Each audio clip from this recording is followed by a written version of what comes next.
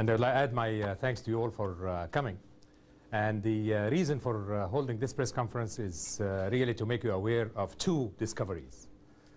The first is a dry river channel that crosses the Arabian Peninsula from the Hijaz Mountains in the west all the way to the coastline of the Gulf, the Persian Gulf or the Arabian Gulf on the east, some 850 kilometers away.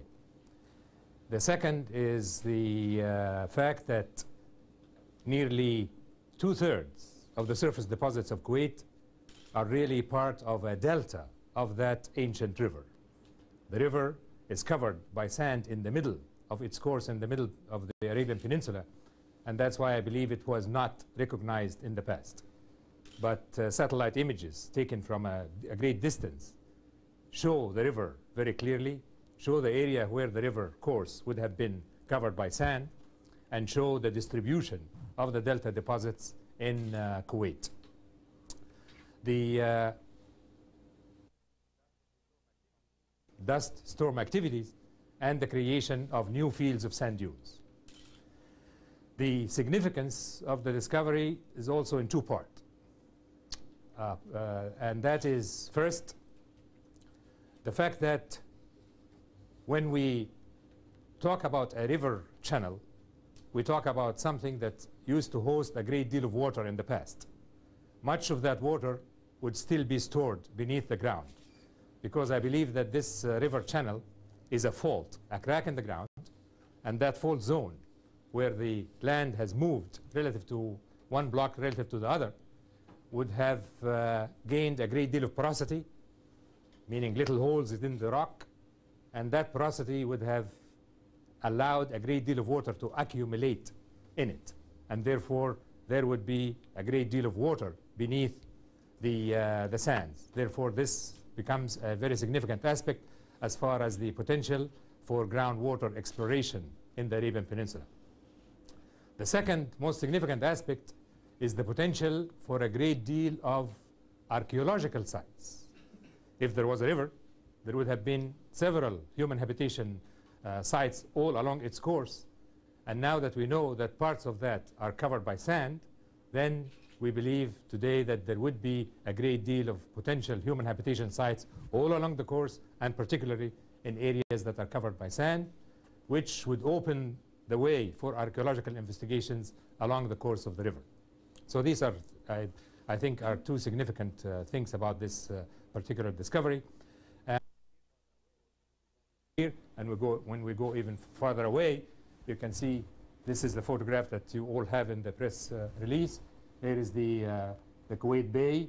There is the beginning of the delta right here, and you can see the line of coming down this way, then disappearing in this region right here, but then you can see another line coming down this way and continuing all the way until it reaches the very dark material, which would have been the origin of the gravels right here.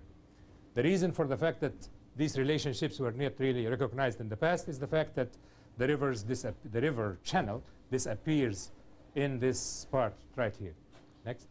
However, when we look at the Landsat image that enlarged of this region, we can see here the river channel very clearly, and then it gets completely covered by these very large sand dunes and further buried by these very large sand dunes.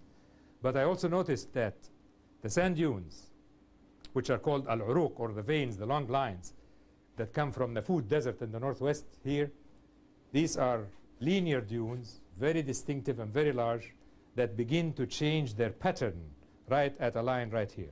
See these lines right here, parallel lines like that, and they change into domical structures.